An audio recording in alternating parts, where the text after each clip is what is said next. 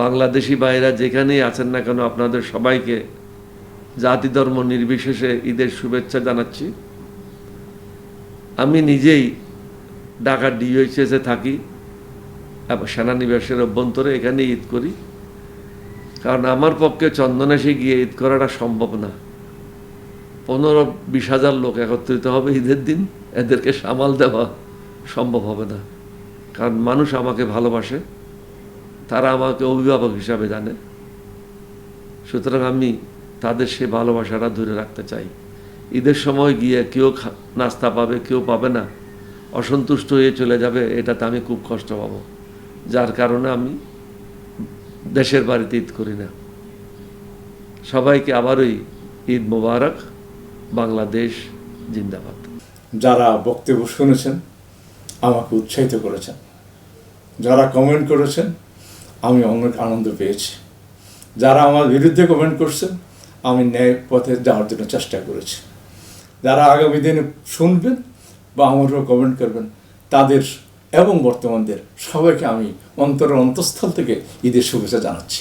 Change TV পরিবারের সকলকে এবং চেঞ্জ টিভির সকল শ্রোতাকে আমার এবং এনডিএম আমার দলের পক্ষ থেকে ঈদ মুবারক।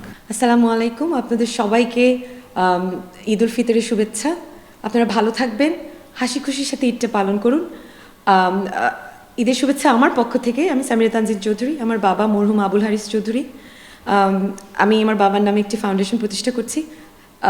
এটা প্রায় সম্পূর্ণ হওয়ার পথে। হারিস চৌধুরী ফাউন্ডেশনের পক্ষ থেকে আপনাদের সবাইকে ঈদের শুভেচ্ছা। আসসালামু আলাইকুম। চেঞ্জ টিভিকে ধন্যবাদ দিলে আমার মনে হয় কম বলা হবে। এই জন্য কম বলা হবে, চেঞ্জ টিভি আমি মনে করি 5ই আগস্টের বিপ্লবের পরে যে আশা আকাঙ্ক্ষা নিয়ে দেশের মানুষ পথ চলছে, চেঞ্জ টিভি সেই পথেই মানুষকে দিশা দিচ্ছে এবং সেই পরিবর্তনের হাওয়ার সাথে, পরিবর্তনের ধারার সাথে চেঞ্জ টিভি আছে, ছিল, আছে এবং ভবিষ্যতে থাকবে বলে এদেশের লক্ষ কোটি মানুষের আশা এবং আমার নিজেরও আশা। আমি মনে করি চেঞ্জ টিভি সত্যিকার অর্থে চেঞ্জ করতে পারবে সমাজের এই গুণধারা, সমাজের আমাদের রাজনৈতিক বন্ধ্যত্বতা দূর করার ক্ষেত্রে এবং রাজনীতিতে নতুনত্ব তৈরি করার ক্ষেত্রে এবং পজিটিভ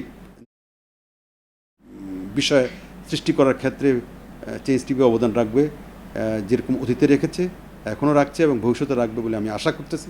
চেঞ্জ টিভিকে প্রচুর সাধুবাদ জানাই এবং অগণিত দর্শক শ্রোতা, শুভানুধ্যায়ী টিভির সাথে জড়িত সবাইকে আমার মোবারকবাদ, ঈদ মোবারক। সকল মুক্তিযোদ্ধা অফিসারদের পক্ষ থেকে, শহীদ পরিবারের পক্ষ থেকে আমি আপনাদেরকে ঈদের শুভেচ্ছা জানাই এবং যেখানে আছেন ভাই বোন তারা এই পবিত্র রোজার মাসে রোজা রাখবেন এবং এটা মাগফিরাতের মাস।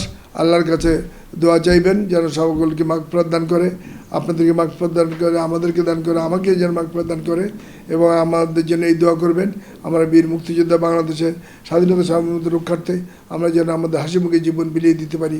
71 আমরা জীবন দিতে গেছিলাম, সেখান থেকে আমাকে তো আল্লাহ তাআলা অসীম কুদরতের মাধ্যমে শহীদদের যদি ফিরে নিয়ে আসছে। আপনারা দোয়া করবেন আমরা যাতে বাংলাদেশের জন্য, বাঙালি জাতির জন্য, বাংলাদেশের স্বাধীনতা সার্বভৌমত্বের জন্যে আমরা যাতে হাসিমুখে জীবন বিলিয়ে দিতে পারি সেই দোয়া করবেন। আমরা প্রস্তুত আছি বাংলাদেশের জন্যে, বাঙালি জাতির জন্যে হাসিমুখে জীবন দিতে। আমরা যে দোয়া করবেন, আমিন আমিন আমিন। এবং আমি সকলকে ঈদের শুভেচ্ছা জানাচ্ছি। ঈদে আপনারা ভালো থাকবেন এবং একে অপরের বুক লাগিয়ে বলবেন এবং বলবেন আল্লাহ বাংলাদেশকে যেন কামিয়াব রাখেন, বাংলাদেশকে যেন আল্লাহ সহি সালামত রাখেন। আমিন সুম্মা আমিন।